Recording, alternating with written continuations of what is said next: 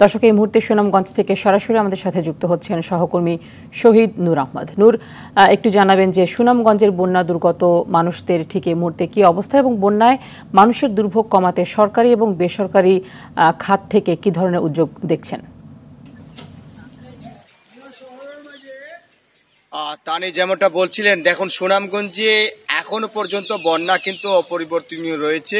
যদিও স্বস্তির খবর হচ্ছে সুনামগঞ্জে সুরমা নদীর পানি কমেছে, এখন বিপদসীমা অনেক কমে এসেছে।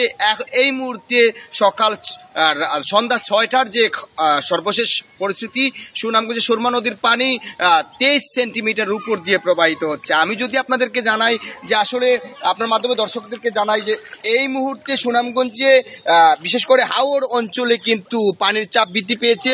হাওরের যে উজান থেকে ভাটিতে পানি নেমে কিন্তু হাওর অঞ্চলের যে বাড়িঘর সেই পানিবন্দী অবস্থায় আছে এবং মানুষ খুবই চরম দুর্ভোগের মধ্যে আছে। যেমনটা বলছিলেন যে সরকারের পক্ষ থেকে কিন্তু দুর্গত এলাকায় ত্রাণ সহযোগিতা দেয়া হচ্ছে এবং আজকেও পানি সম্পদ উপমন্ত্রী জাহিদ ফারুক তিনি এসেছিলেন।